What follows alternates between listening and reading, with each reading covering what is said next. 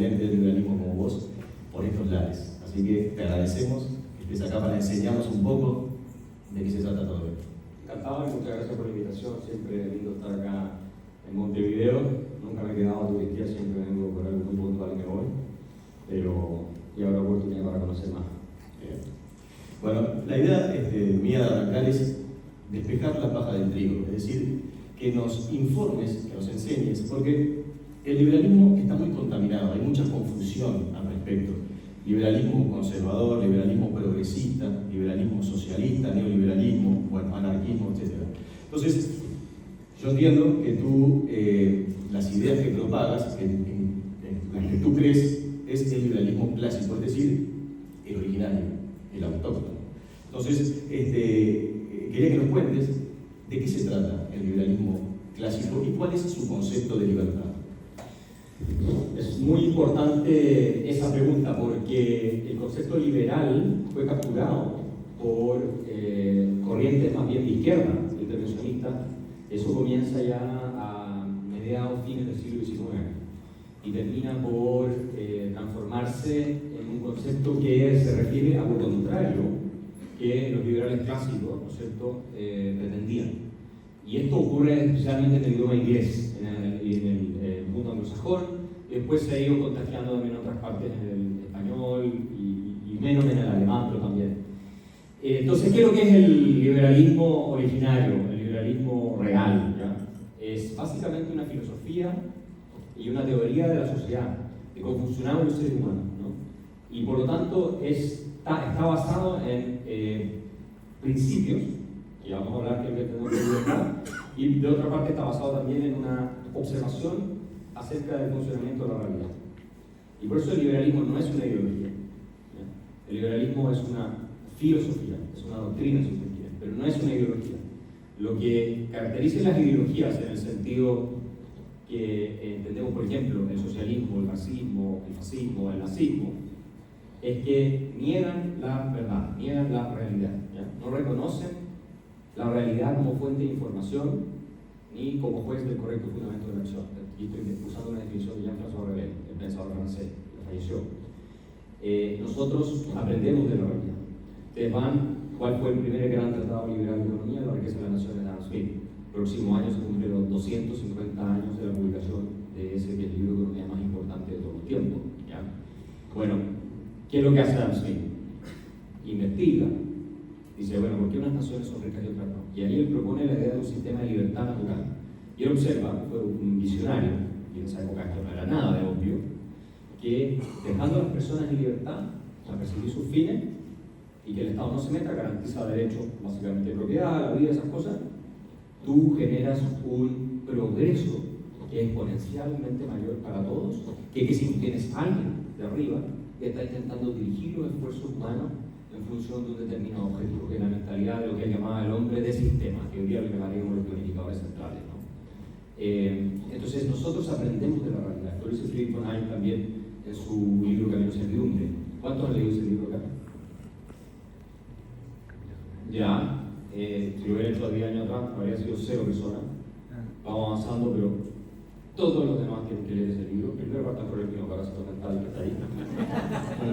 Y después vean Camino a Servidumbre. Él dice, no hay nada en el liberalismo que lo haga un credo estacionario. Este libro lo escribe Hayek en el año 44, en plena época en que, piensen ustedes, Europa ocupada por los nazis, dictadura fascista en otros países europeos como España, etcétera. Después tenía la Unión Soviética, otros países de la esfera socialista. Estados Unidos avanzaba fuertemente el New Deal y el estatismo de Roosevelt. Todavía avanzado, ¿no? Roosevelt muere más o menos en esa época. Y entonces él desesperado escribió este libro. Bueno, entonces los liberales aprendemos de la observación de la realidad. ¿Qué es lo que hay de fondo? La siguiente idea: que existe la verdad y que nosotros, a través de la razón, podemos conocerla nunca de manera perfecta y definitiva. Y que la manera de conocer la verdad es a través del diálogo racional. El diálogo racional es aquel basado en la evidencia y la lógica. Y yo agregaría el sentido común. Entonces, ¿qué ocurre? Cuando tú crees que la razón humana es falible, pero que puedes acercarte a una verdad, necesariamente tienes que aceptar la posibilidad del error. Por eso toleramos otras opiniones, por eso toleramos otros puntos de vista también. No solo porque parte de la dignidad humana por expresarse, sino que también porque, como decía George Orwell, de ahí de esa confrontación de ideas surge y se va acercando uno a la verdad. ¿Cuál es la diferencia con un comunista, un socialista, un fascista, un nazi, que en el fondo son todo lo mismo? El tema de mi libro que viene ahora. O un fanático religioso, que no acepta refutación. Tú no puedes hablar con un comunista y convencerlo de que está equivocado. No puedes. Con un nazi tampoco puedes convencerlo de que sus teorías raciales están mal. No puedes hablar con un fascista y convencerlo de que su teoría del Estado está mal. No puedes hacer nada con esa gente, porque son lo que se conoce como fanáticos. ¿Por qué son fanáticos? Porque en su visión no existe una verdad a la cual todos los seres humanos podemos aproximarnos usando la razón y discutiendo, y uno con mayor éxito que otro. No es eso. En su visión, esto es clave para los liberales, lo que hay son distintas verdades, es lo que es el relativismo. O a mí se llama el polilogismo. Lo que creen los marxistas y los socialistas es que, dependiendo de tu clase social, tú te vas a tener un sistema de creencias u otro. Si tú eres burgués y eres capitalista, tú necesariamente tienes que tener un sistema de creencias que reafirma tu posición de privilegio. ¿Ya? Y ese sistema de creencias está dado por lo que Marx llamaba la estructura económica. El mundo material produce las ideas. Decía él. Y había entonces una lógica burguesa del explotador y una lógica proletaria del explotado. Y esas dos lógicas, la verdadera era la proletaria. Ahora, ¿cómo podía Marx saber cuál de las lógicas era la verdadera? Si él era un burgués y por lo tanto, según su propia teoría, él debería haber estado totalmente determinado a pensar que la lógica burguesa es la verdadera y que a defender el sistema capitalista. Bueno, eso no lo explica. Simplemente cree que es muy brillante y tiene un acceso privilegiado a la verdad, que nadie más tiene. Entonces, con ese truco, lo que hacen ellos es destrozar la unidad de la razón humana, invalidar cualquier crítica que venga de un determinado grupo que ellos están denunciando como opresor. La invalidan porque como eres opresor tienes que decir lo que estás diciendo. Y las críticas que vienen de su mismo grupo se tratan como la de un traidor. Entonces, las purga. Y se empieza a liquidar a todos los que dentro del mismo grupo cuestionan o se atreven a decir algo contra el dogmatismo. Y ahí vienen las purgas y la eliminación. Bueno, detrás del nazismo existe la misma idea. Los nazis, de hecho, tomaron de Marx esta idea. Y en vez de aplicarlo a la clase social, aplicaron a la raza. Punto. Y ahí lograron ellos la idea de que hay una lógica judía, una lógica aria. Es más, tanto en los países comunistas como en la Alemania nazi, se decía, se argumentaba que existía una ciencia propiamente aria y una ciencia válida para los judíos, ¿cierto? Que planteaban los judíos. Lo mismo en la Unión Soviética, una ciencia burguesa y una ciencia del materialismo dialéctico. Y entonces a todos los físicos, como Albert Einstein, que es el caso más famoso de todos, premio Nobel de Física del año 1921, que eran judíos, le decían que ellos estaban haciendo pseudociencia, ciencia semita, que no era válida, que no era, porque la verdadera ciencia era la ciencia que hacían los árabes. ¿Se dan cuenta de la locura? Y entonces cuando llegan los nazis al poder, limpian todas las universidades de los profesores judíos. Alemania tenía más premios Nobel que Estados Unidos y Inglaterra justo del año 33. Muchos más, era lejos el país más poderoso en materia científica. Y Alemania termina perdiendo más de 20 premios Nobel de Ciencias que se terminan yendo a Inglaterra y a Estados Unidos, que habían sido decisivos en el esfuerzo militar después. Pero cuando tú estás con estas teorías delirantes, que son más bien pseudo-religiones, entonces no piensas en los costos necesariamente. Tu fanatismo te lleva al sacrificio. Y lo mismo hicieron los soviéticos llegaron a revivir las teorías de Einstein, porque Einstein no porque era judío, sino porque era burgués. Entonces se suponía que esta ciencia de Einstein era demasiado abstracta, muy matemática, y eso no era lo que era compatible con el materialismo dialéctico de la ciencia marxista. Es uno a uno, lo tienen todo mi libro que va a salir ahora en una semana más. Entonces, los liberales, en cambio, no vamos a tus cualidades escritas, jamás decimos, tú eres mujer, entonces piensas así. O tú eres negro y por lo tanto piensas así. O tú eres de los judíos y por lo tanto todos piensan igual. O tú eres blanco y por lo tanto todos piensan igual. Y eso está de moda hoy día. La famosa teoría nefasta del patriarcado del feminismo, que es una patología mental, porque eso es el feminismo hegemónico de hoy es una patología intelectual, es por puros parásitos mentales, ¿ya? Es que tú como hombre no puedes opinar nada del tema de las mujeres. ¿Por qué? Porque eres hombre. Entonces, tu racionalidad es otra. ¿Ah? Esto es lo mismo que hacían los nazis con los judíos, tu racionalidad es otra. Y por lo tanto, tiene todo este germen epistemológico del totalitarismo, de la teoría del conocimiento totalitaria. ¿Ya? Entonces, yo doy una explicación un poco larga, pero es importante que entendamos que los liberales lo que creemos es que existe la verdad. El relativismo es incompatible con el liberalismo. Existe la verdad, existen formas de acercarse, nunca de manera definitiva, nunca de manera total, a esa verdad. Siempre puede estar en el error. ¿Ya?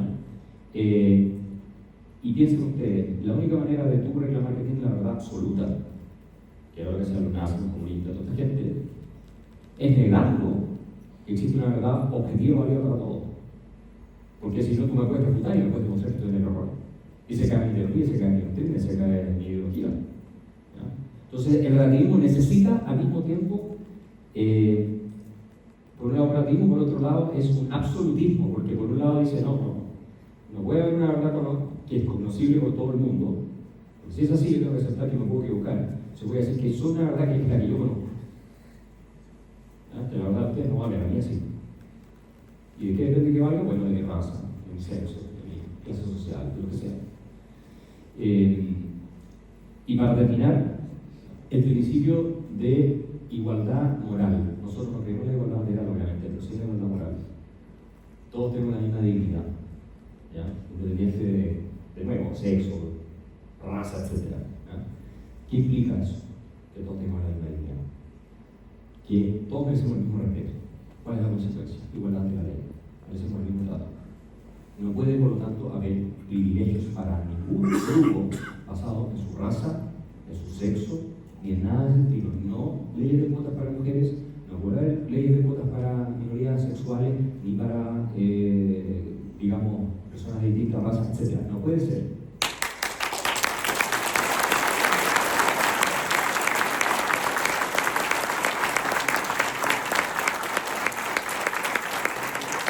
Estoy entendiendo, pero si ustedes aceptan eso, están aceptando que hay personas que tienen una mayor categoría moral que otras. Tú tienes más dignidad, o sea, si yo... Mira, tú perteneces a tal grupo de personas con cierto tipo de genitales, entonces te vamos a poner a ti acá arriba. Y al otro lo vamos a discriminar porque no tiene esos genitales. ¿Me explico? Porque cada vez que tú discriminas positivamente a alguien, discriminas negativamente a otra persona. Discriminar a una persona de un color de piel es igual de inmoral que discriminar a una persona de otro color de piel, salvo que tú seas nazi y pienses que hay personas que tienen un estatus racial superior. Y ser nazi puede ser perfectamente un nazi que cree que la raza superior es la negra. Cambia el color de piel, eso es todo. ¿Ya? Y eso es completamente superficial respecto al punto de fondo. Entonces, eso es muy importante tenerlo presente. Son esas dos ideas, la de la igual dignidad y la de que podemos conocer de manera imperfecta la verdad. A mí me parece que son de la esencia del liberalismo clásico, y de ahí se sigue que obviamente tienes que tener un orden de Estado mínimo, necesariamente. A eso iba. En el concepto de, Isaiah Berlin distingue la libertad negativa de la positiva, ¿verdad? Sí. La libertad negativa es como ausencia de coacción externa de un tercero, y la libertad positiva es la libertad para conseguir fines, para que me den. Entonces, el liberalismo clásico, ¿a qué libertad se afilia en esta distinción que hace Berlin? Mira, para no complicar demasiado las cosas, porque la gente a veces cuando dice libertad negativa es algo malo, la gente se confunde. Hay dos ideas de libertad. Una es la libertad entendida como que tú puedas perseguir tu proyecto de vida sin que otra persona te someta por la fuerza a sus propios fines y no a los tuyos, ¿no es cierto? O te obstaculice arbitrariamente. Esa es la idea de libertad que defendemos los liberales clásicos. Después está la idea de libertad como poder, que es la idea de yo soy libre en la medida en que puedo efectivamente conseguir un objetivo.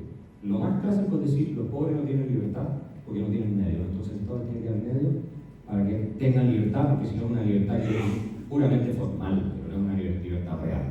Entonces que darle recursos a los pobres, que darle esto, educación, todo lo más, porque si no, no son libres. Bueno, esa es una idea de libertad socialista. ustedes saben que la definición de Marx de libertad es precisamente la idea de que tú no te encuentres sometido a las necesidades materiales. Así entendió Marx de libertad. Y esa definición socialista de libertad. Así que los que acá creen que eso es libertad, van a tener que repensar. ¿Ah? Porque esa es la justificación para poder decir, entonces, hay grupos que son más libres que otros, y el Estado tiene que meterse masivamente a confiscar la riqueza de uno, a agredir a través de la violencia, porque eso es confiscar la riqueza o redistribuirla, a un grupo para dársela a otro grupo supuestamente para darle libertad. Ahora, la pregunta es: ¿cierto que la gente pobre no tiene libertad? Porque no, claro, porque es socialista la idea, obvio no puede ser cierta, pero vale la pena darle una vuelta, porque suena como muy convincente. Oye, pero si una persona no tiene ni una casa, no tiene para vestirse, ¿cómo va a ser libre? Bueno, es que la carencia de medios materiales no es ausencia de libertad. Por ejemplo, esto siempre lo pongo, también lo conocen ya. Si ustedes ¿vieron esa película del náufrago con Tom Hanks? ¿Que se pierde una isla? Bueno, ¿cuál es el problema que tiene Tom Hanks en esa película cuando se pierde una isla? ¿Cuál es el primer problema? ¿Ah? Bueno, la soledad es un problema triste, digamos, pero tiene Wilson. No, el primer problema cuando usted pierde en una isla es los recursos. Sí. Económicos. ¿Cómo voy a comer? La falta de recursos para alimentar. Agua, recursos, digamos, ¿cómo? Eso es para sobrevivir para mañana y pasado mañana, ¿cierto? Ese es el primer problema y el más urgente de la existencia humana, los recursos. Ese es el problema, es que ese es el problema económico. El problema económico es el problema de los recursos. La economía lidia con eso, ¿verdad? Bueno, pero si yo soy Robinson Crusoe, soy Tom Hanks, estoy perdido en la isla solo, tengo un problema de pobreza. No tengo para comer, no tengo agua, tengo que empezar a ingeniarme las cosas algo de ahí. ¿Tengo un problema de libertad? No. Obvio que no. ¿Por qué? Y esto es muy importante. La libertad es un concepto político. ¿A qué se refiere? Que sea un concepto político en la tradición liberal clásica. Se refiere a que dice relación con la posibilidad de actuar y los límites de nuestras actuaciones, reacciones y conductas en relación con otros miembros de la comunidad política, es decir, otros miembros de nuestra comunidad, otra gente. Yo solamente tengo un problema de libertad si hay otra persona que no me deja a mí seguir mis fines, o que me esclaviza, o cosas de ese estilo. Solamente en ese caso tengo un problema de libertad. Solo en relación con otras personas. Si viene un puma y me persigue en el bosque cuando yo salí a caminar, y yo me subo a un árbol, y el puma está ahí, ¿cierto? Y me espera hasta que baje y yo no puedo bajar, ¿tengo un problema de libertad? No, ¿cierto? Ahora, si viene un grupo de delincuentes y me persigue y yo me termino cerrando en alguna pieza, en algún edificio, y están con las pistolas afuera esperándome y yo no puedo salir, ahí sí tengo un problema de libertad. Porque no se trata de los límites de nuestras acciones en tanto personas con agencia, agencia quiere decir con la capacidad de decidir y perseguir objetivos, ¿cierto? Y ser moralmente responsables respecto a los demás, ¿no? Y la libertad implica, por definición, un orden. La libertad es un orden. No existe libertad en el caos. La libertad es, en consecuencia, un límite. Es un límite para tus acciones, no para las mías. Por eso esta idea de que mi libertad termina donde empieza la libertad de los demás está mal. Esa idea está mal. Porque implica que en la definición de libertad, en principio, al menos, tú podrías hacer todo lo que tú quieres y seguirías siendo libre, pero claro, tienes límite en la libertad de otros que limitan tu libertad, pero en principio podrías extenderla más allá y lo único que harías es, de alguna forma, violar derechos del otro, pero estás persiguiendo tu libertad. No, falso. La libertad implica, por definición, que tú solo puedes hacer aquellas cosas que los otros también pueden hacer. En el sentido, no de contenido, no es que si te gusta jugar tenis o no te gusta jugar golf, no. Acciones que tienen que ver con tu vida, con tu proyecto de vida, ¿no? Y que implican que los demás, si quisieran, podrían hacer exactamente las mismas. Y si ahí se produjera un conflicto con porque tú, en tu proyecto de vida, vas a ir a matar a todo el mundo con una ametralladora. Bueno, eso por definición no es libertad, porque si otro hiciera lo mismo, tú tampoco podrías existir ni perseguir tu proyecto de vida. ¿Me explico? También dice, por eso lo de la libertad implica el respeto a la vida, la derecho a propiedad, bueno, libertad de expresión y todas esas cosas. Y se habla de una idea negativa porque implica que es una abstención, que alguien no haga algo, especialmente el Estado, pero también otros individuos. Entonces, ¿qué pasa? Que los liberales socialdemócratas, todos los políticos prácticamente de Uruguay, creen que no hay libertad si tú no redistribuyes riqueza.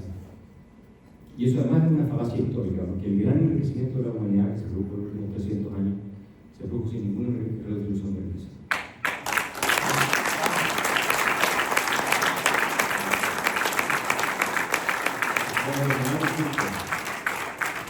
Fíjense ustedes lo grave que significa decir que los pobres no tienen libertad. Si tú no tienes libertad, no puedes ser responsable.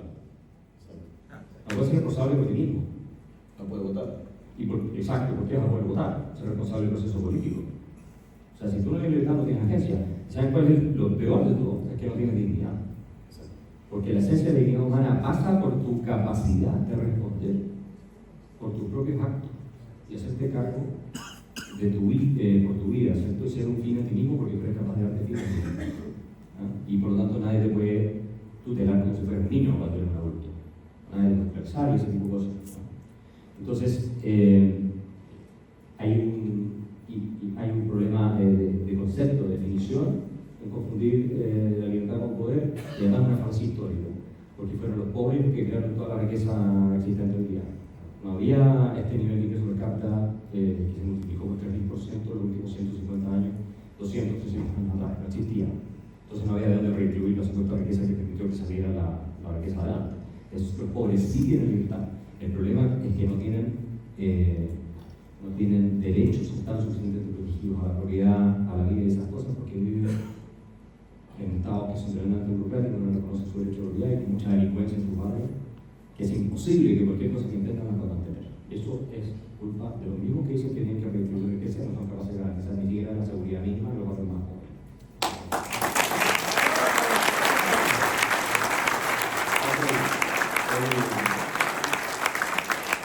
En esta filosofía de vida o principio de conducta, que es el liberalismo clásico, ¿verdad?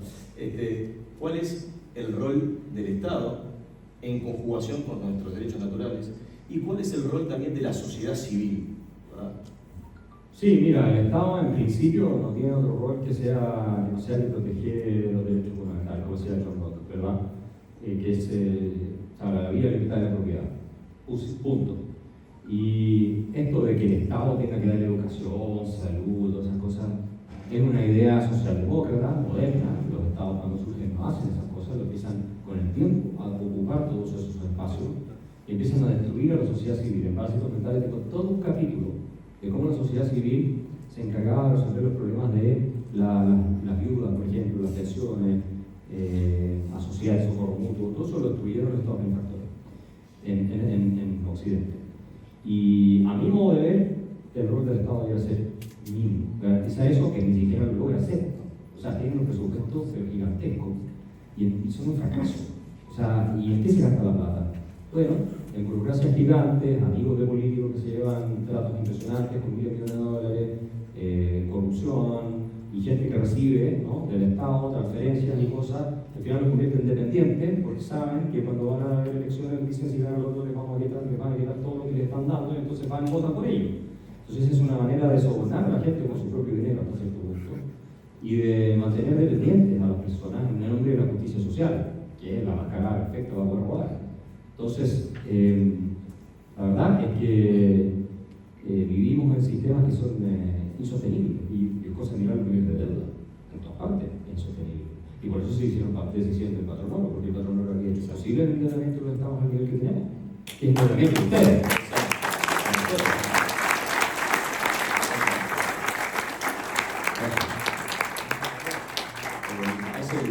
Te quiero hacer esta pregunta.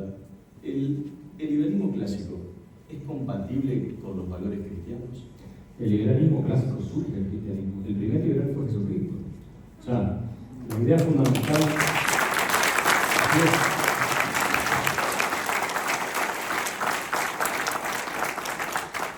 La idea fundamental que está detrás del pensamiento liberal es la de que somos todos iguales en dignidad y derecho.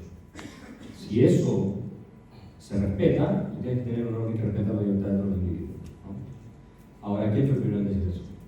Jesús. No existía en la Grecia clásica, no existía en Roma, ni en el mundo judío, hasta que llegaron los cristianos. Los cristianos son los primeros en decir, San Pablo y otros más, todos somos hijos de Dios con la misma dignidad. Y eso siembra la semilla de lo que se conoce como individualismo. Y no el individualismo es que egoísmo, no. Que detestaban los nazis, que detestaban los no comunistas. Cuando ustedes ven la argumentación de Hitler y toda esa gente, de Marx y toda esa gente, para deshacerse del sistema de economía libre, el más totalitarismo era que el sistema de economía libre fomentaba el egoísmo. ¿Ya? Y mucha gente confunde individualismo con egoísmo. No, el individualismo consiste en el respeto por los derechos de cada persona, por el hecho de ser única, un individuo. Un individuo. Eso significa, ¿ya?, que tú eres, como diría Kant, un fin en ti mismo. Y esa idea, el primero en plantearla fue Jesús. Y no tienes que ser religioso para saber. Y al que le interese un análisis más profundo, hay un libro de Larry Seidel que publicó Harvard University Press, se llama Inventando el individuo, y cómo el cristianismo sentó las bases del liberalismo moderno. Sin cristianismo no tendríamos lo que tiene la civilización occidental. ¿Por qué creen ustedes que en ninguna otra parte del mundo se produjo la sociedad liberal? No hay en ninguna otra parte. Después nos copiaron algunas sociedades, pero originalmente fue por la influencia de la ética cristiana, del amor al prójimo, la idea de la dignidad, que es lo que llevó a morir la esclavitud, la igualdad a las mujeres, etcétera, etcétera. Tomó tiempo, sí, claro, tomó tiempo. Pero el y de hecho, a mi juicio, el retroceso del cristianismo y la secularización es una de las razones por las cuales están surgiendo ideologías que son casi religiones paganas y que se está descomponiendo Occidente, porque Occidente claramente está en un proceso de decadencia muy acelerado, especialmente Europa. Yo creo que Europa no va a sobrevivir. ¿Cierto?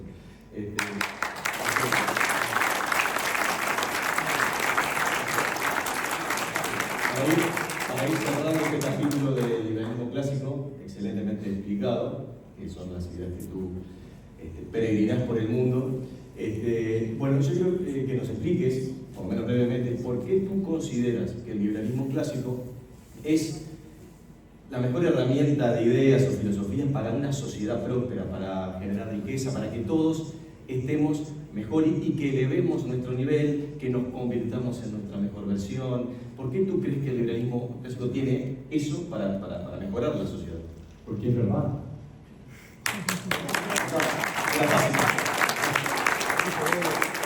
El liberalismo clásico es verdad.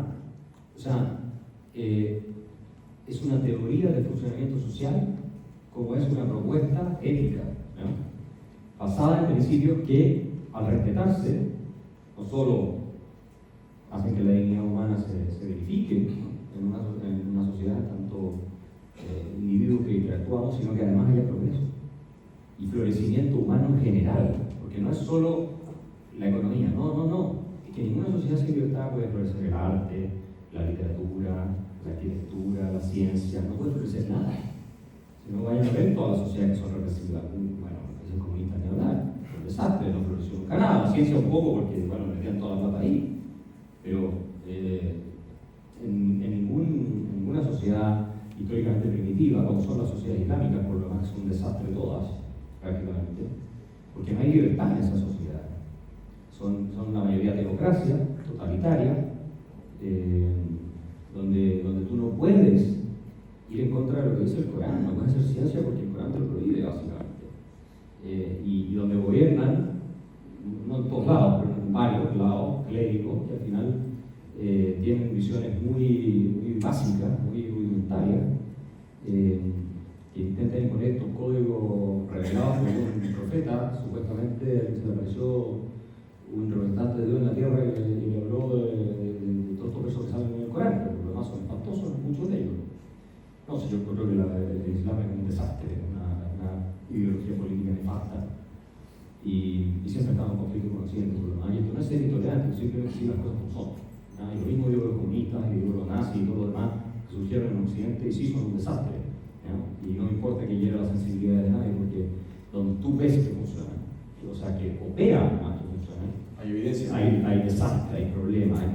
hay sangre y baños de sangre. Entonces, creo que por eso tenemos que recuperar la tradición judeo-cristiana en Occidente.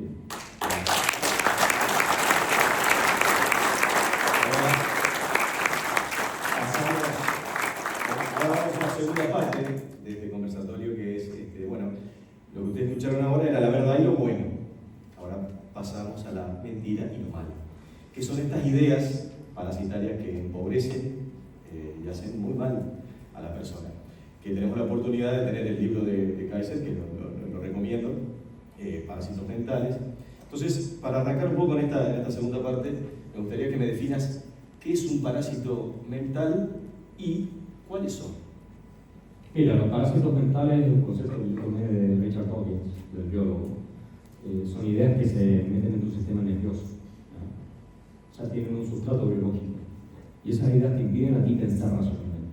Lo que te digo, cuando hablamos de los comunistas, de los nazis, de esa gente, son personas con la mente parasitada, o los fanáticos musulmanes, esas personas, con las cuales tú no puedes razonar, porque no están en condiciones de razonar, porque su cerebro está alterado a tal punto, están enfermos básicamente. Y esto es así, biológicamente así, no es una descalificación, están enfermos.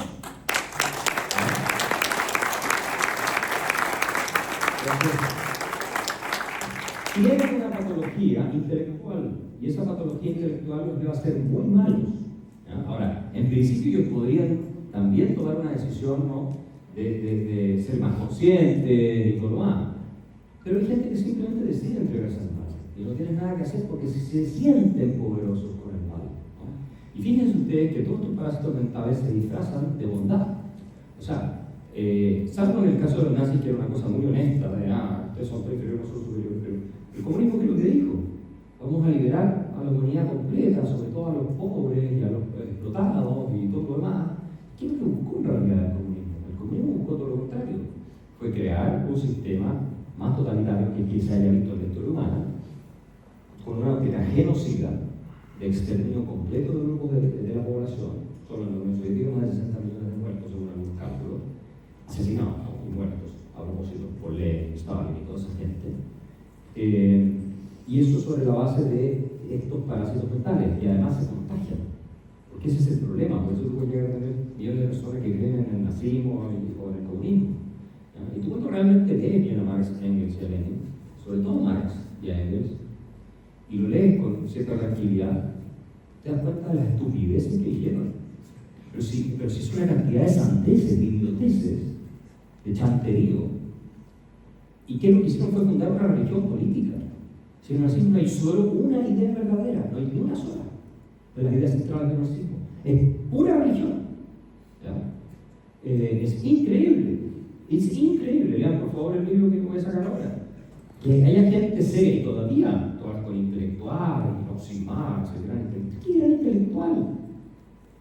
Fue una especie de Mahoma que creó una religión política, un tipo sumamente deshonesto, que falseó datos, eso está todo acreditado, para generar el qué efecto, la destrucción del orden occidental. Eso es lo que detestaba, sobre todo el cristianismo.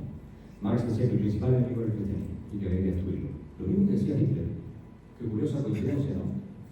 Que el cristianismo era el principal enemigo. Lo decía Lenin también, por lo demás. Bueno, entonces, los parásitos mentales son preocupantes. Ustedes preocúpense de lo que le enseñan a sus hijos, porque se lo empiezan a inocular desde pequeños, en el colegio, en las redes sociales. ¿Ah? Y te enferman. Yo tengo una presentación que la hice sobre el nivel de patologías mentales. ¿Saben cuál es el grupo con más patologías mentales del mundo? Los zurdos, particularmente las mujeres jóvenes. Las mujeres de 18 a 29 a 30 años son las que tienen más nivel de depresión, ansiedad, haber sido reportadas por una desorden mental, más nivel de infelicidad por su vida, etc. ¿Por qué? Les puede sorprender si lo que les enseñan es que son todas explotadas por un patriarcado, aunque viva, ¿cierto?, en Beverly Hills, si tú vas a, no sé, George Clooney, tenés esa idea. Tú, de alguna manera eres víctima del patriarcado, aunque vivían una mansión de 20 millones de dólares, súper víctima, ¿no? Te meten esa idea, te cargan de hostilidad hacia el sexo opuesto, que es obviamente algo con lo que nadie puede vivir sano si piensa que la mitad de la población con la que tiene que interactuar. Después la feminidad y la masculinidad son un complemento. Entonces, te llenan de odio, te empiezas a fear, te tiñe el pelo lila, o te no te afectas nunca más nada, en fin. Haces todas esas cosas porque además te tienes que fear, ¿no? Porque es parte de la deconstrucción. Y esto no lo digo por burlarme, es así. Porque se supone que todos los estereotipos de belleza son creados por el patriarcado blanco. Entonces, tienes que deconstruir esa belleza, ¿no? Esos ideales de belleza. ¿Ya? Porque esto es una construcción social, no hay verdad, no hay relativismo. No hay algo que sea verdad. Hay una verdad que impuso el patriarcado, que no es verdad, y aquí está la verdad revelada, que solo no se va a definir. Y todo eso es para definir. Es exactamente la misma lógica totalitaria, exactamente la misma.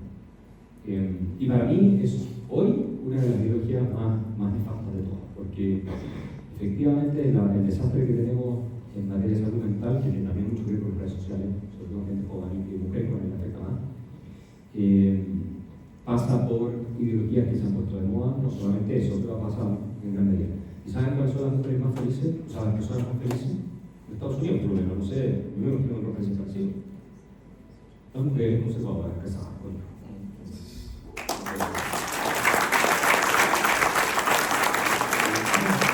Es un dato. Es una estadística lo que quiere decir que en un lado sean todos felices y en otro todos infelices. No estoy diciendo eso. Pero en grandes números, esa es la realidad. El parásito tiene un impacto en ese estado de ánimo de la persona. A ver, pero piensa tú, o sea, eso lo sabemos todos. Imagínate tú que te repites a ti mismo todos los días: soy un fracasado, soy un perdedor, nadie me quiere, la culpa del otro, la vida es una mierda. Imagínense. Vas a estar muy de buen ánimo, vas a estar optimista, vas a tener ganas de vivir, de luchar para salir adelante. Imposible. ¿Y qué es lo que dice la izquierda a la gente? La izquierda de América Latina le dice: los ricos son todos malos, tú eres un abusado, un explotado, si él tiene es porque tú no tienes. Entonces te fomenta la envidia, el resentimiento y andas con rabia, ¿ya? Porque lo que quieren es provocar una reacción violenta en contra del orden establecido para ellos llegar al poder. Pero lo que le dicen con todo este wokismo, este progresismo, en el caso de la mujer es eso, es que tú no tienes una posibilidad de salir adelante, tienes un techo, y si llegas a salir adelante te van a crucificar, te van a objetivizar, no te van a respetar por quien tú eres, el país es una basura, porque si le dicen en Estados Unidos es una sociedad sistémicamente racista, sistémicamente machista, todo lo cual obviamente es una estupidez, se lo dicen, y se lo empiezan a creer esas cosas. Entonces, claro, si tú sientes que tu sociedad es una mugre, moralmente hablando, y que tú formas parte de una sociedad que es una mugre, y que hay una mitad que de por sí es una mugre, que son los hombres, etc.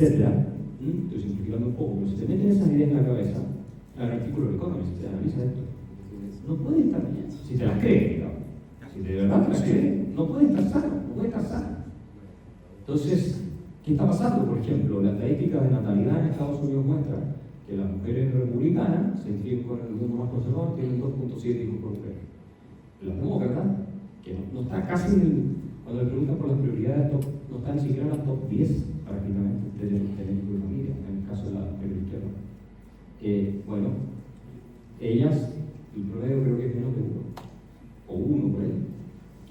Entonces hay una diferencia muy grande en cómo tú experimentas la vida y tus relaciones. Y 80% de las mujeres entre 19 y 29 años votaron por mandar 29. 81%. Y en todas partes tenemos el problema de que las mujeres jóvenes votan mucho más por la izquierda. Eso es en Uruguay, sí, eso es en Argentina, sí, eso en Chile, sí, eso en Estados Unidos, sí, eso en Europa, sí, en todas partes. Entonces, políticamente tiene consecuencias. ¿Ya?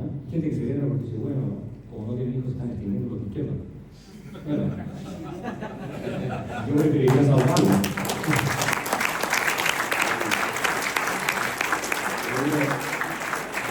El libro de H es muy clarificador. Él menciona 7 parásitos mentales, entre lo que está la justicia social, los derechos sociales, la responsabilidad empresarial, el neoliberalismo, etc. Pero vamos a dejar con la incógnita y que vamos a invitarlo a que usted lo compre para advertir de lo que se trata. Lo desarrolla de una manera muy sencilla pero muy profunda. Así que ahí está. La cuestión ahora era que Uruguay vive una pandemia parasitaria desde hace 122 años, es decir, desde el Ballín. Es decir, ahora traigo los parásitos a nuestra realidad. Entonces, tenemos un Estado hoy en día que, como dice Arturo Dam, mexicano, gran liberal, hada madrina y ángel de la guarda. Estado salvador que nos destruye el espíritu, la voluntad, las ansias de crecer, todo depende del Estado, ¿verdad? Y ahora, por ejemplo, para traerlo ahora actual, en la ley de presupuesto, por ejemplo, siempre está, y en esta está, más Estado, más comisiones, más funcionarios, más impuestos, etc. También tenemos otros actores parasitarios que son los sindicatos, que hoy en Uruguay proponen reducción de la jornada laboral, el 1% de impuestos para el 1% más ricos, constricciones para despedir, etc. Entonces, bueno, lo que yo le quería preguntar a Axel, de alguna manera, en esta histórica que tenemos nosotros de avance del Estado exponencial, porque nunca se achicó Uruguay, ¿cómo hacemos nosotros para inmunizarnos de los parásitos que curamos y poder de alguna manera tener una sociedad más libre? Tienen que leer mi libro Parásitos Mentales. Pero, Espero que nos compren todos, léanlos. De verdad, el libro explica muy de manera clara, creo yo, todas estas cosas. Y miren, al final hay que partir en tu microcosmos. Tienes que conversar estos temas con tus hijos, tienes que conversarlo con tu círculo, amistad y todo, no tener temor al conflicto. Y así va cambiando una sociedad y vas desinfectando mente. Porque este consenso socialdemócrata no es único en Uruguay, es un consenso que existe, yo diría que en casi todo Occidente.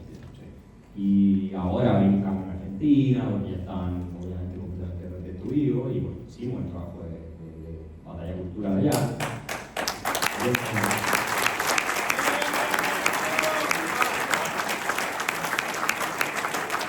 Y en Chile yo creo en un cambio también, en una dirección positiva, pero miren, esta pelea no se acaba nunca. La tendencia natural del ser humano no es la misma. Es la rapacidad, es la tiranía, es la guerra, el genocidio, es todo eso.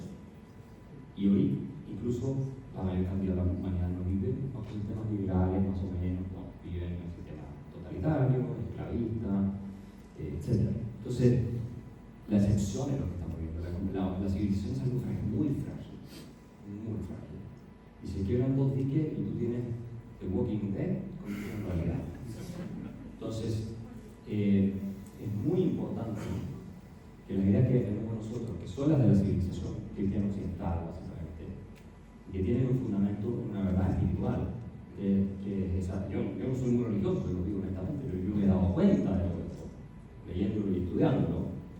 Y la Biblia, obviamente, es el libro más influyente de la historia humana. Porque sin Biblia no hay Occidente, sin Occidente no habría cambiado, la verdad no cambió. Pero tú tienes que poder rescatar ese conjunto de valores y dar la pelea a distintos niveles, ¿verdad? Entonces, es muy fácil seducir con conceptos como el de la justicia social, los derechos sociales, el estado de benefactor, etc. Y eso es lo que pasa acá. Si acá no hay ningún personaje conocido, y yo conozco por lo menos en Uruguay, que no piense eso. ¿Claro? Están todos de acuerdo que sí, la justicia social, sí, esto, sí, lo otro, los derechos sociales.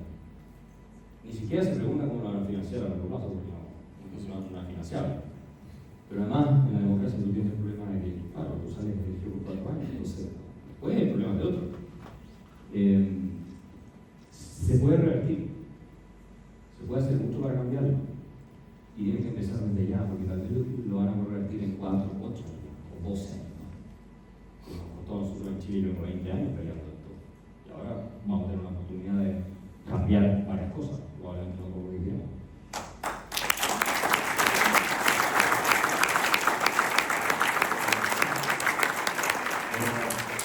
No se olviden de lo que decía Reagan, la libertad siempre está, is always one generation away from extinction.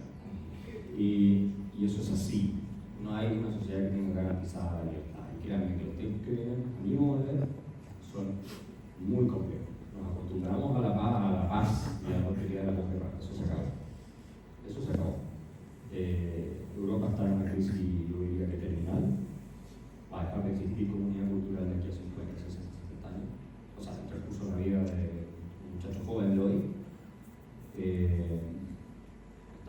sé qué va a pasar, tengo más fe.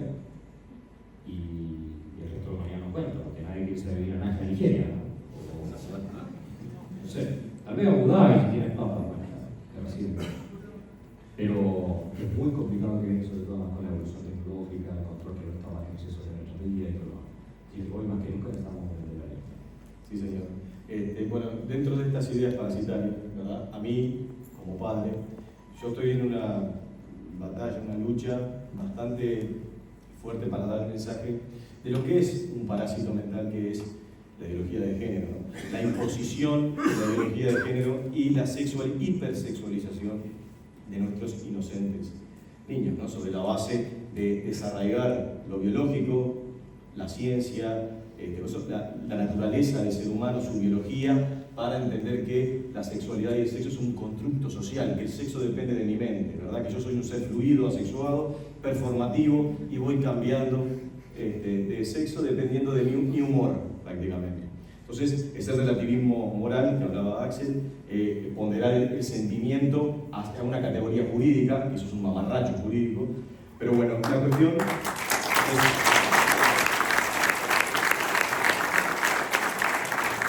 ¿Cuál es tu visión respecto a esta ideología que vulnera la laicidad del Estado y enseña estas cosas a nuestros hijos? Es que es peor que el relativismo moral, porque es algo más grotesco, es un relativismo etimológico. O sea, es un relativismo en torno a la idea de que es la verdad. Y esto de nuevo lo que hacían los nazis y los comunistas. Esto no es nada nuevo. La ideología woke que está detrás de esto, yo la analicé en un libro que se llama La Inquisición, es totalitaria. Es totalitaria porque sostiene básicamente que no existe la verdad. ¿Ves? Foucault, Derrida, todas estas cosas. No existe la verdad. ¿Verdad? Que todo lo que hay son discursos, son narrativas de unos grupos para dominar y someter a otros. ¿Verdad? Entonces, ¿qué ocurre? ¿Quién ha creado las narrativas en nuestra civilización? El hombre blanco heterosexual occidental. ¿Para qué? Para poder dominar y oprimir a todos los demás grupos, incluyendo mujeres, negros, no sé qué, heterosexuales, homosexuales, gays, bla, o sea, trans, etc. ¿Okay? Entonces, el enemigo por excelencia es acercarse, digamos.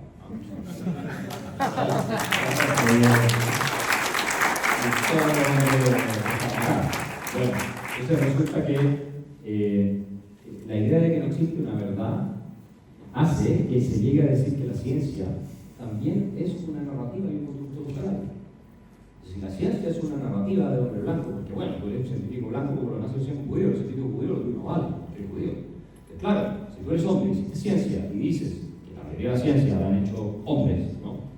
Entonces, si dices, oye, hay diferencias biológicas clarísimas entre hombre y mujer, que se anclan en el cerebro, todo tipo de cosas, a ti te descalifican como un representante del patriarcado, y si eres blanco, peor aún, el patriarcado, además, supremacista blanco.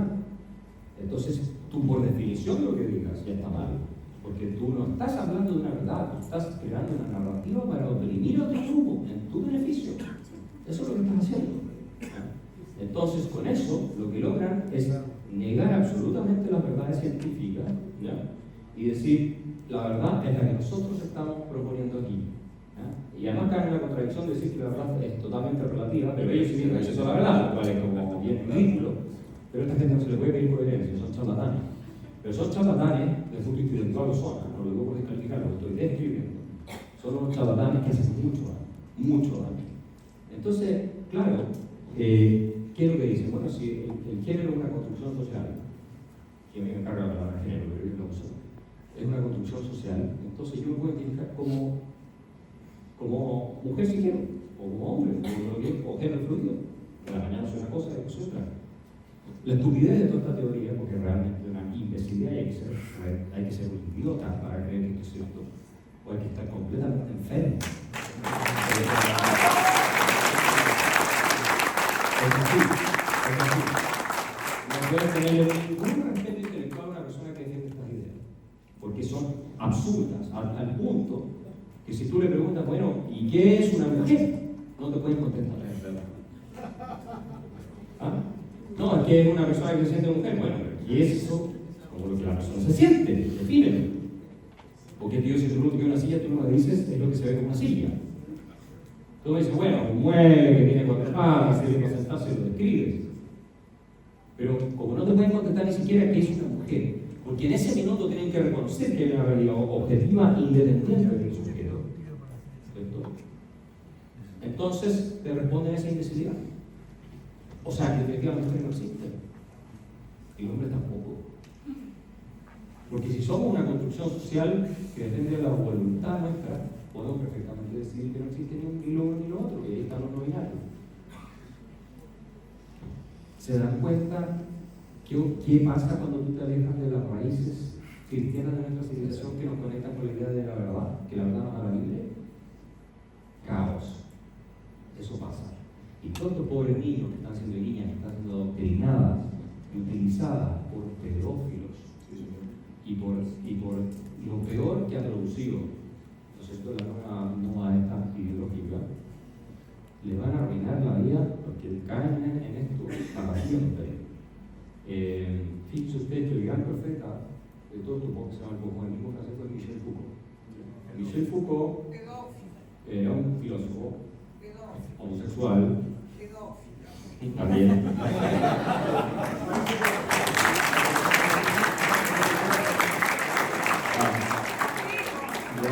Yo esto lo he contado, pero él decía que cuando salieron los médicos a decir que los homosexuales usaban protección porque sí de todo, fin de los 70, qué sé yo, 80, él sostuvo que era una narrativa. Eso era un discurso construido para oprimir a la comunidad gay. Bueno, terminó un bibliotecía. Punto 1. Punto 2, para que vean lo desquiciado el tipo. Punto 2, el tipo en Túnez le pagaba a niños africanos para tener sexo con ellos en un cementerio. Y ese es el gran líder de la izquierda progresista. Un pedófilo. ¿Y saben qué es lo que pasa? Que la pedofilia, hay todo un esfuerzo por legalizar la pedofilia. Porque ese esfuerzo existió en los 60 y los 70 y fue generalizado en Alemania, en Holanda, en Inglaterra, en todas partes. ¿Por qué? Porque lo que se decía era que las normas de la sexualidad son también una construcción social. Pero es una construcción social hecha para oprimir obviamente a la minoría. Se hablaba de los gays, se hablaba obviamente también de los pedófilos. Entonces, Michel Foucault tiene entrevistas donde él dice que perfectamente es legítimo el sexo entre niños y adultos, y lo tiene, ¿sabes? Él lo dice, y hay una carta que firma con todos los intelectuales de izquierda de la época, la Beauvoir, la madre de todos los feministas, ¿cómo se llama? De los Judith Butler. No, Judith Butler en esa carta no está, Judith Butler es muy posterior. Pero ella es la teoría queer, la teoría trans y todas esas cosas. Pero bueno, y en esa carta ellos defienden la pedofilia y Foucault llega a decir, sí, pero si el niño puede perfectamente iniciar la actividad sexual con un adulto y puede ser sin límite de edad, dice él. Sin límite. Entonces, claro, cuando tú tienes la teoría de que la moral sexual deriva de un patriarcado de hombres heterosexual, heteronormativo, le puse, ¿no es cierto?, el patriarcado heteronormativo blanco para oprimir a todos los grupos y que además es una parte esencial de la estructura del capitalismo, y tú eres, porque eso es lo que dicen, y tú eres un neomarxista, tú eres neomarxista, tú tienes que destruir la moral sexual, igual que en familia, que es otra producción, ¿no es cierto?, de la estructura burguesa, eso ya lo dice Engels, eso dice Marx, lo dice, para hacer la revolución, o sea, pasa porque ellos puedan satisfacer sus pulsiones más degeneradas, básicamente, ¿no? Y darle una aura de educación, eso. La escuela de Frankfurt. Sí. La escuela de Frankfurt no se metió tanto en ese tema, hasta donde yo la he leído, pero sí posmodernismo francés. Bueno, pero la escuela de Frankfurt al final lleva a la misma conclusión. Lo que pasa es que estos tipos escribieron explícitamente a favor de la pedofilia. Explícitamente. Yo no sé si Marcuse, yo no lo he visto que lo hayan hecho, pero puede ser que por ahí venga algún escrito. En Holanda hay un partido pedófilo. Los partidos de izquierda en Europa, el Partido Verde en Alemania, en todas esas partes, en los 60, 70, sí abogaban por legalizar la pedofilia. Pero además hicieron experimentos con niños. O sea, ¿y saben quiénes eran los que habían hasta experimentos donde los trataban de adoctrinar en jardines infantiles en Alemania? Fueron miles de niños sometidos de 3 años, 4 o 5 años a experimentos de sexo entre ellos, de relaciones con adultos y todo. Y sus padres, gente universitaria, graduados que eran de izquierda, los sometían a eso porque era la forma de luchar contra el capitalismo. Y además, en algún momento se cuestionaban la idea de tener ellos sexo con sus hijos. Porque claro, la moral de que tú no puedes tener sexo con tus hijos también es construida por el patriarcado. Sodoma y es construida por la sociedad, digamos, capitalista. Entonces, eso es contra lo que estamos combatiendo, no se equivoquen. Esto es muy maligno, muy maligno. Tú cuando entras en la idea de la verdad relativa, y por eso es tan importante el concepto de verdad en toda la tradición bíblica, tú cuando entras en esta idea de que la verdad es relativa, todo vale, no hay límite para nada. ¿No? Entonces, básicamente yo diría que es la idea que estamos nosotros, la veremos la verdad.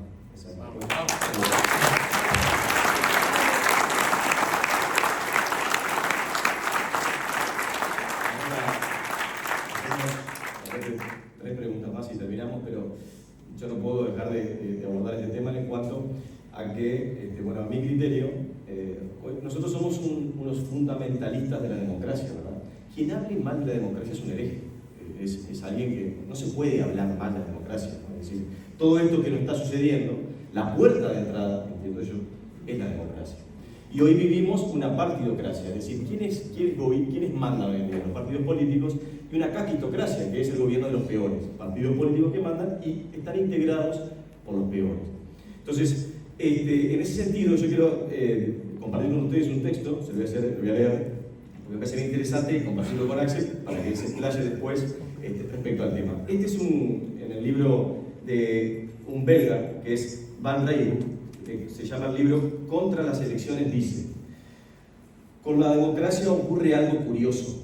Todo el mundo la desea, pero ya nadie cree en ella. Nos hemos convertido en fundamentalistas electorales. Despreciamos a los elegidos, pero idolatramos las elecciones. Señala él que existe una fatiga democrática y que la democracia electoral está completamente agotada porque termina siendo la puerta de entrada de demagogos populistas y que si no se renueva darán paso a regímenes autoritarios. ¿Qué te parece esta expresión? Mira, hay mucho de cierto en eso y, como digo, la democracia liberal es una excepción en la historia humana, es una excepción hoy día en el mundo. La mayor cantidad de la población mundial no vive en democracia liberal. Siempre la pregunta es, ¿qué es lo que viene como alternativa? Exacto. Yo tiendo a pensar que la democracia tampoco está reflejando la voluntad soberana. ¿A quién le preguntó Angela Merkel antes de meter a 2 millones de refugiados del norte de África y Siria que llegaron a violar a las mujeres y a cometer crímenes en Europa y en Alemania de manera masiva? Fue una decisión democrática. Y hubo un referéndum, le preguntaron a la gente cuál es la política pública más devastadora que se ha hecho en los últimos siglos y que está poniendo en jaque la subsistencia de la asociación occidental, en parte. La política migratoria. ¿A quién le preguntaron? A nadie. En Inglaterra, de hecho, se votó más de 10 años por gobiernos conservadores que hicieron todo lo contrario a frenar la migración. Para empezar, la migración europea por migración del norte de África y de todas esas partes, que es la peor que te puede llegar. ¿Ya? Sí, es políticamente incorrecto, pero es la verdad. Entonces,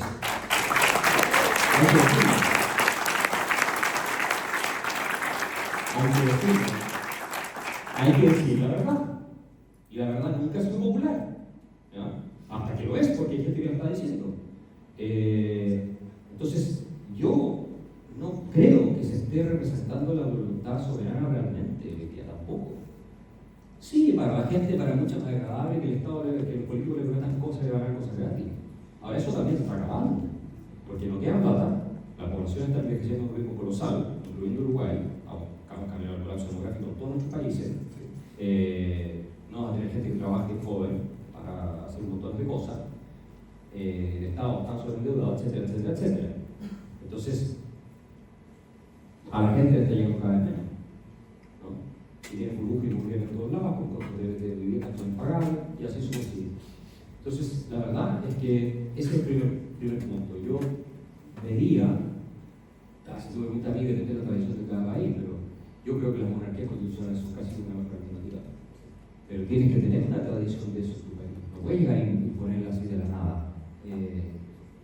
Entonces, ¿qué está pasando? Fíjate tú, el retroceso de las democracias. ¿Qué es lo que tiene El Salvador? El Salvador hoy día tiene un autoritarismo electoral. Eso es lo que tiene. En democracia sí, porque hay elecciones, sí, Bukele gana, y gana por paliza. ¿Ya? Pero él tiene suficiente poder como para corregir los problemas que hay en El Salvador. Hay cierto nivel, obviamente, de separación de poderes, pero la situación de antes era mucho peor. ¿Por qué? Porque tenías nominalmente separación de poderes y el Parlamento todo estaba todo en manos de la mara. Entonces, es lo mismo que cuando lo mira Brasil. ¿Qué es lo que está pasando con la Corte Suprema? Ahora metieron a Bolsonaro preso. ¿Alguien puede creer que es una decisión legal, jurídica, válida? Eso es un invento de un juez. Iba a decir algo, pero que es Alexandre de Moraes, que se convirtió en el dictador de Brasil y hace lo que quiere. Y no me vengan con que hay separación de poderes, porque no está funcionando. Está escrito en la Constitución y en la práctica no. ¿Qué pasa en un país cuando todos los jueces son de izquierda? No hay ni una posibilidad de que se aplique la letra de la ley, al interpretar como ellos quieran. Obviamente.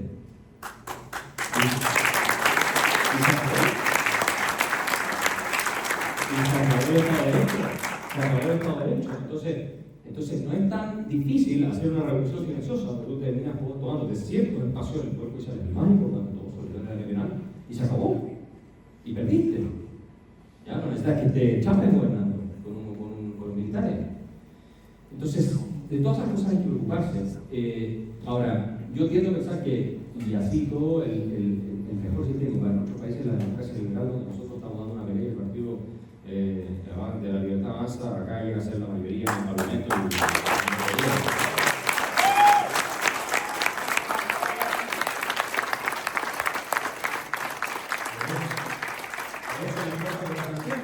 Porque hay gente que puede cambiar las cosas todavía dentro del sistema, no es fácil, todo lo que ustedes quieran, pero se puede. Entonces, mientras se pueda, yo creo que es el mejor de los sistemas.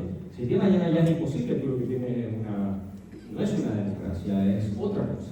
Lo que tú tienes es un estado narco. una narcocracia, una ocrocracia, cualquier cosa menos una democracia, y está disfrazada. Entonces, ahí ya no vengan a hablar de democracia. Porque a lo mismo que analizas tú, está respondiendo cierto grupo de interés que no tiene nada que ver con el estado de democracia. Yo te voy a decir algo, en Europa, yo estoy muy al límite de pensar que la democracia ya no tiene ninguna importancia. Porque tú ni siquiera puedes decidir deportar los inmigrantes que entran porque te lo prohíbe la Corte Europea de Derechos Humanos. Aunque tengas ilegales adentro. Pero no porque hay un tratado y una ley que lo diga, sino por la interpretación que han ido haciendo sucesivamente jueces respecto de la idea de una tortura, que obviamente es ilegal, pero ahora se considera como cualquier cosa que busque sufrimiento humano. Entonces, si una acá no llega y se va, lo mandan de vuelta de propio sufrimiento, porque no tanta perpecar, entonces tiene que quedarse. ¿Ya? Y así se va a acabar Europa. Europa se importó lo peor, el peor material humano del planeta, se fue en Europa. Pero lo peor de lo peor, la gente con las peores costumbres, más barbáricas, con la peor religión, que es este Islam exagerado, extremo, con cero capital cultural, con el coeficiente intelectual más bajo, eso es el diseño de Europa. Con excepciones, obviamente, tener gente buena. Pero eso está llegando, y en su mayoría vive del Estado benefactor. ¿Y se viene por qué? Porque les pagan. Tú cortas todos los beneficios sociales y no llega ningún. Y hay una agenda de la élite europea, Ursula von der Leyen, toda esta gente, de la Unión Europea y de los gobiernos, por destruir la civilización occidental. Yo les digo, esto es algo que hay una agenda, y no suena conspiración. Lean mi libro La Inquisición, una agenda que parte por razones ideológicas. Cuando ustedes ven un tipo como Alex Soros, hijo de George Soros, financiando a Mandami para que ganen un avión, un tipo que dice que hay que globalizar la intifada, que no pueden existir los billonarios, algo que me pasa todo a mí, Alex Soros. No, sí, o sea, esto es increíble. El tipo ahora con los billonarios, después pasa a hacer una foto con Alex Soros y lo financia, o sea, es increíble. Bueno, un tipo que dice que es musulmán, en la ciudad de Lautaro Las Torres, ¿ya? Que mira menos a las mujeres y que hay que financiar a las policías. ¿Y saben quiénes son las personas que más agredidas son en las calles? Las mujeres jóvenes, especialmente. ¿Y quiénes votaron mayoritariamente por también? Las mujeres jóvenes. Son brillantes.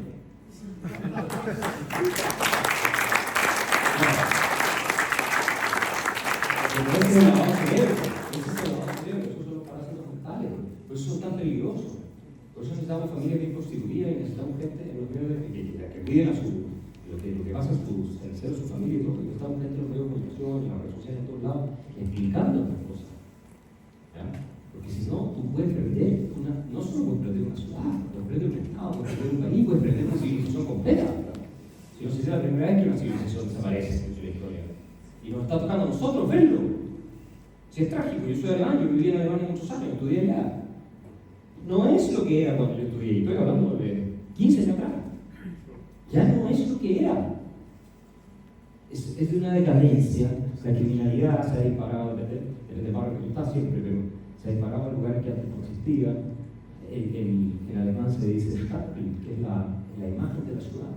Yo no quiero pasar en Múnich y ver de repente 500 musulmanes haciendo así al lado de la iglesia. Sorry, vayan a su país. Exacto, vamos a ver.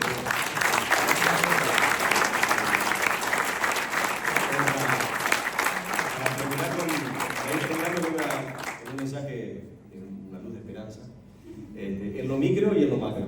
En lo micro, yo creo que si nosotros apostábamos a esta reunión hace 10 años atrás, de repente nos llenábamos ni la primera fila. Y hoy hay, no sé, 300 personas por ahí.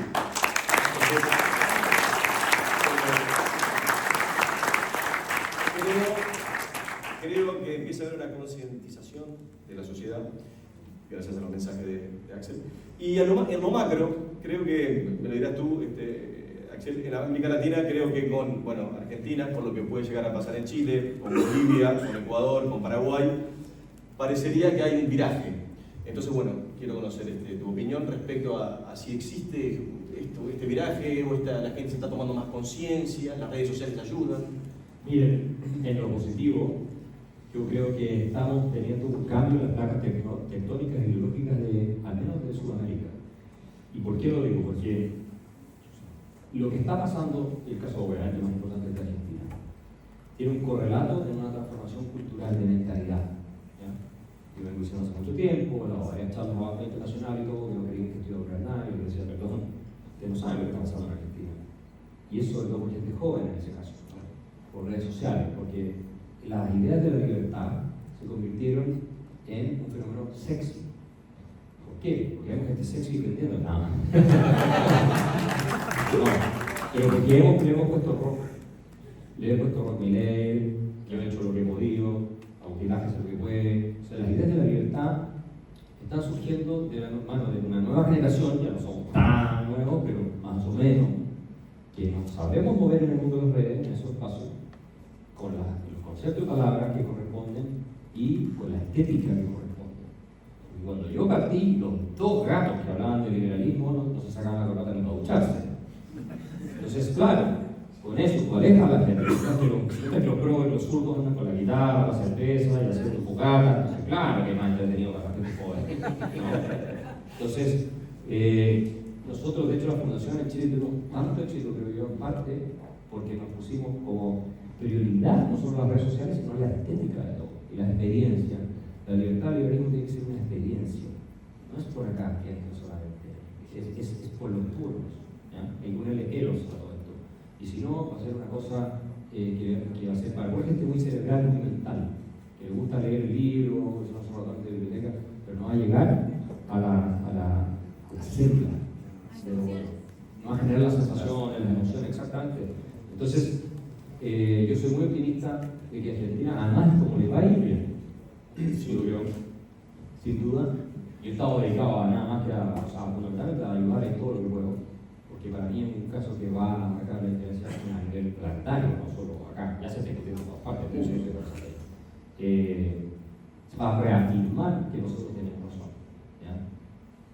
Chile no va a ser un cambio tan drástico como el de Argentina, pero el efecto gravitacional de Argentina va a obligar a que acá en Uruguay ni hablar, o sea, más que en ninguna otra parte, si Argentina hace hacer ciertos cambios, usted va a tener que seguir, porque además si no se va a mover todo rico para allá, no quiero decir nada. Salvo las casas de vacaciones en Punta del Este. Pero olvídate de las reformas tributarias que vienen en Argentina. Cuidado, hasta los uruguayos se van a ir para allá después. Entonces, van a tener que ponerse al día. Lo mismo Chile, lo mismo Perú, que ahora viene cambio de gobierno, que lo mismo Perú, viene cambio de gobierno en Honduras, con Salvador Narrala, yo creo que va a ganar, va a salir la nefasta de Xiomara Castro. Entonces, bueno, eso ya es más arriba, yo espero que saquen a cañonazos a Maduro de Venezuela.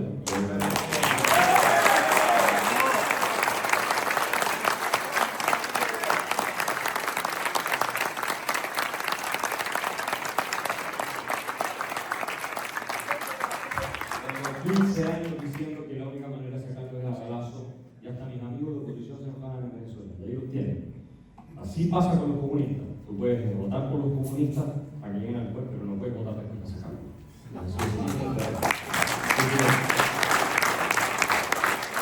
Y también Colombia. Colombia creo que viene un cambio de gobierno el próximo año. Pero el fenómeno cultural de fondo se está dando con fuerza en Argentina, en Chile. Lo veo también cada vez más acá en Uruguay. Cada vez más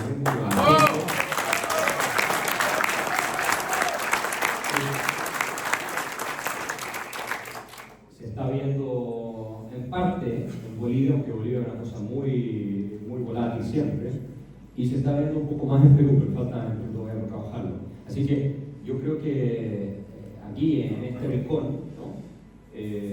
Está el futuro de la región, y hay un cambio estructural. La gente ya tiene acceso a cosas que antes no tenía. Hay un nuevo sheriff en la Casa Blanca. Hay un nuevo sheriff en la Casa Blanca, bueno, sí, pero no hay que depender de eso, porque el sheriff se puede ir cualquier día y quedamos nosotros solos. Es muy importante, ¿no? Que también Trump no haya ganado Kamala Harris, que sería un desastre.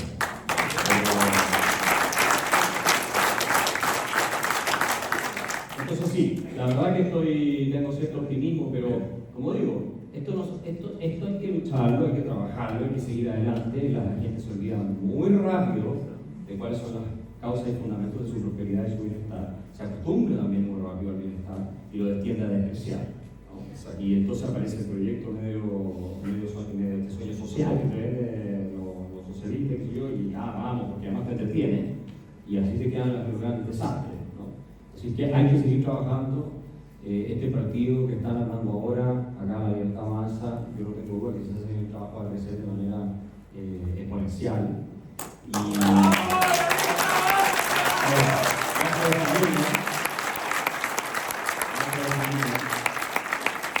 Se puede lograr, la situación de Uruguay es relativamente tranquila y todo, se puede lograr más que tal vez en Argentina, que era una situación más desesperada. Pero van a ir creciendo. Y además tienen razón. Tenemos razón en lo que estamos planteando, no es que sea una rebata así, que queramos algo loco, no, tenemos razón. Hay problemas graves que solo se arreglan con las propuestas que nosotros tenemos. Y que también han ido infiltrando cada vez más los otros, que se están acomodando de repente hay locales más liberales, porque se puso loco. Tiene gente que antes miraba el liberalismo con asco y ahora se pone la camiseta de liberales. Están cerca. Falta andar con la peluca de Milei. O sea, sí, bueno, es así, las modas son así. Lo que nosotros tenemos que tener la convicción, ¿no es cierto?, y trabajar para que esta moda no sea moda, sino que sea una faceta permanente, ¿no?, de, digámoslo así, las facciones que definen el rostro de la política nacional. Eso es lo que tenemos que hacer, ¿ya? No lo otro es formarnos la cara de nuevo. Y que al final el triunfo más grande es cuando el enemigo termina votando tu idea, porque no quiero. Exacto.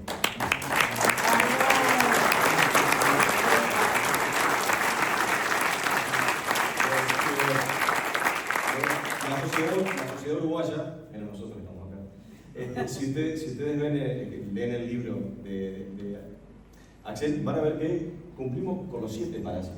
O sea que tenemos una pandemia. Tenemos unos nuevos también. También, bueno, capaz que hay más del 7, capaz que se quedó corto, pero Yo le llevo los 7 pecados capitales. tomo 2. Viene el tomo 2. Uruguay te puede sacar un tomo 2. Sí. Bueno, entonces la cuestión es dar esta batalla. Y yo lo que le pido a Kaiser ahora es, bueno, en virtud de que tenemos que inmunizarnos, ¿verdad? Un mensaje final para el Uruguay, un mensaje de esperanza y alentador, si así lo quieres, y con eso, bueno, por mi parte termino agradeciéndoles a ustedes y sugiriéndole encarecidamente que esta charla no sea solo una cuestión de palabras y que muera ahí cuando salgamos en la esquina, sino que salgamos a luchar por nuestras convicciones, a dar la batalla cultural, y que esta charla sea un punto de inflexión para algo, ¿verdad? Así que bueno, Alex, Axel, tu última palabra. Bueno, al final uno tiene que preguntarse también por qué está en este planeta y por qué está vivo, para qué, ¿ya? Es cierto, todos tenemos obligaciones, tenemos hijos, tenemos compromisos familiares, tenemos cosas que hacer, pero ¿saben cuál es el problema? Que si ustedes, los que somos buenos, tenemos buenas intenciones y tenemos buenas ideas, nos desentendemos de los asuntos públicos y de la política, no me refiero al tema de estar en un partido, yo no milito en ningún partido, pero de las cosas que son públicas, que influyen en el destino de la política, nosotros, créanme que pasan 24/7 concentrados en cómo pueden tomarse todos los espacios, porque viven de eso y viven para eso. Esa es la verdad. Ustedes pueden no interesarse en política, pero la política se interesa en ustedes. El día que les suben los impuestos, les meten el impuesto al patrimonio, empiezan reducción mucho más grande, después empiezan políticas más confiscatorias, después empieza el gasto que no tienes cómo pararlo, etcétera, etcétera, etcétera. Y estoy hablando solo de lo económico, no estoy hablando de lo peor de todo, que es el adoctrinamiento de los niños en los colegios y toda esta política degenerada, satánica, de hormonizarlo y convencerlo de que son una cosa cuando no lo son, que es realmente demoníaco. Bueno, sin mencionar todo eso que es un desastre, y que está pasando hoy acá, igual como en Chile. Entonces, después, cuando quieran hacerse cargo del problema, va a ser demasiado tarde. Y el costo y el esfuerzo que va a requerir para resolverlo va a ser mucho mayor. Y lamentablemente los seres humanos tenemos una tendencia patológica a reaccionar recién cuando estamos oliendo el humo del incendio que está quemando nuestra cocina. Y muchas veces cuando estamos pasando al segundo piso, y ya a veces demasiado tarde. Sí, yo no quiero decir que a usted le vamos a dar un negativo mañana, pero también existe el concepto del salario. Entonces tú de a poco el deterioro va pasando los tiempos, los años, y después tú estás en un país que ya no te ofrece oportunidades. Uruguay tiene un problema serio con gente joven que se ha ido del país a buscar otra parte. ¿Por qué? ¿Por qué se tienen que ir a otra parte si acá perfectamente podrías tener un paraíso, digamos, entre comillas, la Suiza de América? La Suiza de América.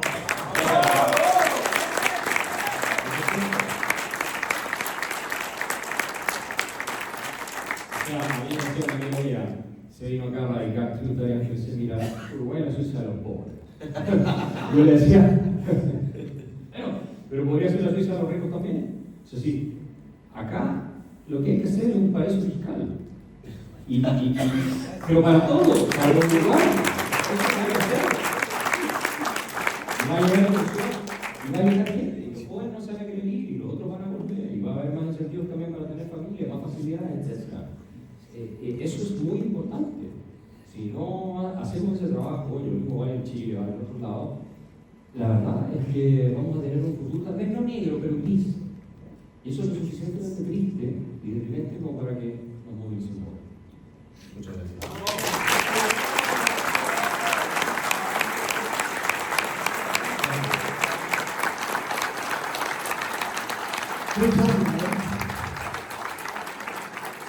Vos sabés que de ayer a hoy leímos en algunos medios cómo te han llamado el ultraderechista Axel Kaiser.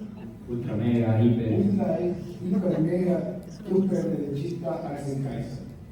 Queremos agradecerte como ultraderechistas el haber estado acá en Uruguay y poder haber dado esta charla que creo que es enriquecedora y que todos tendríamos que salir de acá, como decían ellos, que no quede ahí en la puerta, y sino que mañana o hoy mismo empezar a tener los libros, empezar a conversar con sus círculos más íntimos de trabajo, de estudio, y empezar a mostrarles los libros para que puedan empezar a entender la realidad en la que estamos sumergidos hoy en Uruguay con este socialismo del siglo XXI. Quiero un gran aplauso para Axel Kaiser.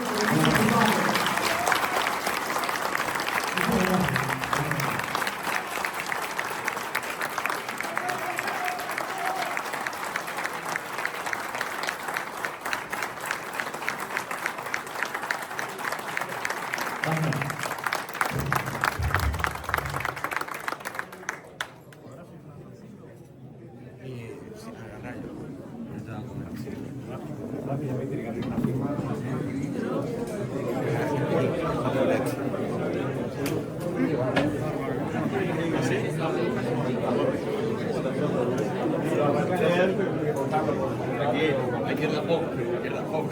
La del despertar intelectual es de a poquito. Sí, totalmente. Vamos arriba. Te voy a traer otro. Una vez y mío por otro.